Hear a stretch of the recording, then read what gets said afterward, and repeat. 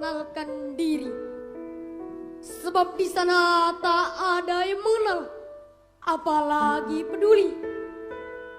Akulah orang yang tersesat, kehilangan arah dari Republik Kebingungan. Hendak kuceritakan padamu tentang tanah airku, perihal indah, agung menawannya, kebingungannya, dan segala tentang katanya. Terbayang di benakku di masa silam akan cerita nyata. Kala pegikan takbir membahana, serta kalimat menggelora, merdeka, merdeka. Perjuangan para pahlawan, pengorbanan jiwa, dan tetes darah para syuhada tak sia-sia. Inilah negeri kita, Republik Kebingungan. Sebuah negeri yang makmur subur, ijo royo-royo. Negeri yang aman, toto tentrem, karto raharjo. Hutannya paru-paru dunia, kebudayaannya akar peradaban manusia. Tapi segala faktanya cuma katanya. Sekian puluh tahun kemerdekaan dalam genggaman, tapi ikatan pancung penjajahan terasa masih mencekik kehidupan. Kita hidup di tanah surga, namun penuh lara dan sengsara. Sampai pulau-pulau kami tak terjamah, apalagi terkelola. Tuan pengelola pasti sang sipit atau sang pirang. Hingga kita tak mewariskan mata air, melainkan air mata. Ilir-ilir, memang kita sudah ngelilir. Kita sudah bangun, sudah bangkit, bahkan kaki kita sudah melangkah berlari. Namun akal pikiran kita belum, hati nurani kita belum. Sayang beribu sayang, tak terbesit dalam pikiran. Kita sudah berbuat apa dan memberi berapa. Pikiran kita masih sebatas dapat apa dan berapa. Itu tak ubahnya pikiran, Sampah-sampah perjuangan. kita selalu terkecoh akan harta, tahta, wanita, berita, senjata, Toyota, dan tata yang lainnya. Betapa republik kita terbelenggu, dikepung sekularis, liberalis, komunis, ditunggangi naga beruang, hingga suatu sesakral agama bisa mengundang curiga. Mungkinkah kita telah menutup telinga terhadap nasihat ulama, mengabaikan jasad kiai dan santrinya, menutup mata pada Sejarah yang nyata. Atau mungkinkah kita lebih membuka hati dan telinga pada penjajah yang tak pernah menguntungkan, melainkan untuk Kacaukan, kuasai, kuras. dan akhirnya mereka pun kenyang, sementara kita terkapar kelaparan. Sadarkah bahwa kita adalah bangsa yang terlalu pandai merasa paling kuat, merasa paling dibutuhkan, merasa paling satu-satunya, padahal Kita hanya salah satunya. Bukankah kita telah mengetahui asal mula negeri kita? Pasaknya dibangun ulama dan aulia, Pilarnya ditopang kiai dan santrinya. atapnya disangga oleh cendekia. Tapi detik ini semua telah berbeda. Ulama-ulama jadi tersangka, Kiai dan santri diintai gerak-geriknya. pendapat cendekia tak lagi diterima. Demikianlah Republik Kebingungan. Kezaliman dianggap keadilan, kebatilan dianggap kebenaran, kekacauan dianggap kedamaian. Beginilah perilaku dan tingkah kita. Ketika diajak memilih pemimpin seiman, kita malah berujar,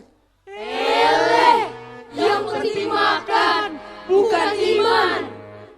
kalau orang pakai busana modis, kita berkomentar, Wih, mirip artis. Tapi kalau seorang dai berdakwah ke pelosok, dengan sinis kita berbisik, jangan-jangan dia teroris. ketika ada yang menista Al-Quran, kita pada bilang, Biarkan. Tapi ketika bendera tauhid dikibarkan, kita berseru, Tangkap, penjarakan. saat anak band menyanyi tak karuan, ramai-ramai kita berseru, Ayo. Mari saksikan. namun ketika berjuta umat menuntut keadilan, mengumandangkan takbir, kita lantang berseru, Gagalkan dan bubarkan. Kita mencerca maling dengan penuh kedengkian. Kenapa bukan kita yang maling? kita menolak pemusnahan dengan merancang pemusnahan. Kita membenci pembuat dosa besar dengan cara setan yang melarangnya untuk insaf dan taubat. Cukup! Wahai Republik kebingungan! Mau sampai kapan kita digerogoti kerunyaman, lamun kegalauan, diperbudak persoalan? Masihkah kita bersukarela untuk diperbudak jajal-jajal keduniaan, jajal-jajal hedonisme, sekularisme, zionisme internasional? Meskah kita bersantai di lamun gelombang kotor, najis, radikal, anti kemanusiaan dan anti keislaman? Masihkah kita mengingat saat Imam Bonjol bertempur sebagai panglima, saat Pangeran Diponegoro berperang Mbak Singa, saat Bung Tom mematikan takbir saat teror langit Surabaya.